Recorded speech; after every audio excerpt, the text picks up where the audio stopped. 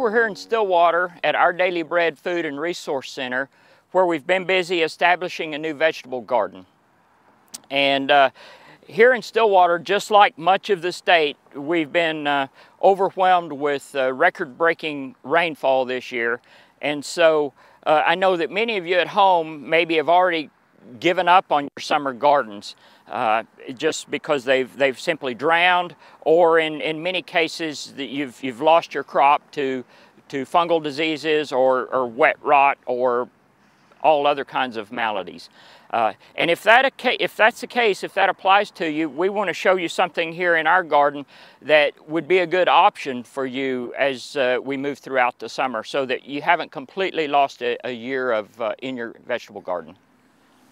So right here we have a brand new raised bed that we're trying to establish. And a couple things I want to point out about this raised bed.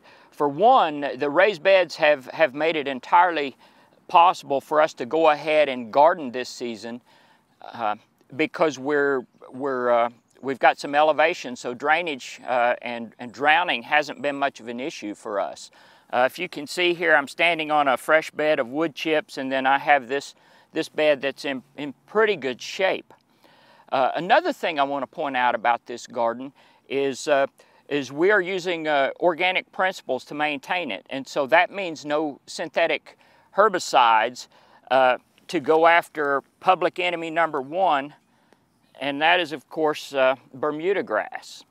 And so one of our goals this summer is to help get rid of this Bermuda grass. So what we're doing here today is establishing a summer cover crop. So we've gone in and we've sown cowpeas, sun hemp, and buckwheat. And all three of these plants have a lot of value as a cover crop. For one, they help shade out the Bermuda grass that I've already mentioned. Secondly, they're very quick. You plant them, they come up easily. And then they add nutrients. In the case of cowpeas and sun hemp, adding nitrogen to the soil because those are legume crops. The buckwheat's well known for mining phosphorus, for bringing phosphorus up out of the lower levels of the soil into the topsoil. And then, of course, as these plants come on and flower, then they're beneficial to our pollinators. So just an all-around good practice for a summer garden. So if we look closer here, this little patch right here has actually been seeded about 2.5 weeks now. And so if you take a close look, you can see we already have close to 10 inches of growth on that. And it's a little bit of a mess here because it's so busy, but if I just show you, this is sun hemp right here, and this plant will get relatively tall. It's relatively slender, and one of the things I love about sun hemp is it puts on a beautiful yellow flower. This is a cover crop that could be planted almost for its yellow flower alone. A lovely plant. So here's a close-up of the buckwheat. Buckwheat is it's probably its most outstanding feature in the garden is it's an incredibly fast crop. It can go from seed to flowering plant in a little over or 30 days if the condition's right. So very nice little summer cover crop. And then cowpeas, many of you know them simply as black-eyed peas, and there's hundreds of varieties out there. Once again, in addition to being a legume, it provides a lot of biomass. As it breaks down, we work it back into the soil. It adds organic matter, and then of course it has a flower once again for the pollinators. Then it's also an edible crop, depending on what variety you've chosen. So pretty excited about this this cover crop stand. Once again, this is just a little over 2 weeks old here. And you can see from all this biomass production that it's already shading the ground. So in addition to building the soil, we hope that it's minimizing our Bermuda grass to give us a fighting chance on that end of things.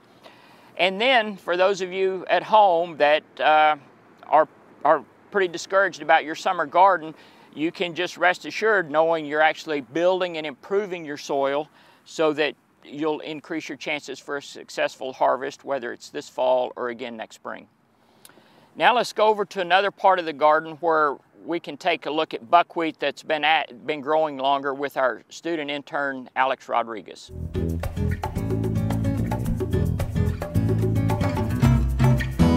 This buckwheat here has been growing for about 2 months right now. And it should have a little more leaf mass on it, but right now it's looking just a little spindly just due to the amount of water we have, since buckwheat just doesn't do all that well in really moist soil. You can probably see, like in Keith's garden where he's got a lot less water in it, the leaf mass is much larger, unlike ours, which is, you know, the largest leaf we've been getting are about so big, you know.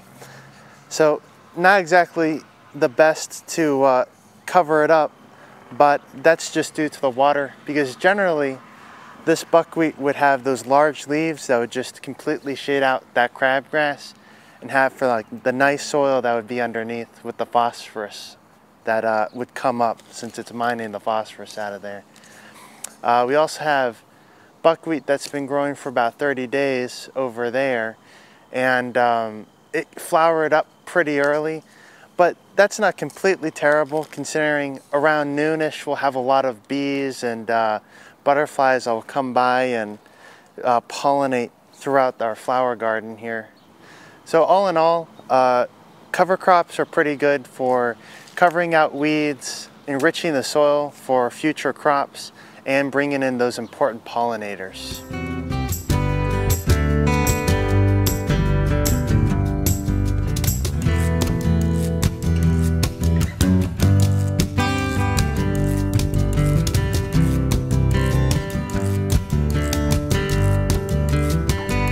We hope you enjoyed this video. It's part of our Oklahoma Gardening YouTube channel.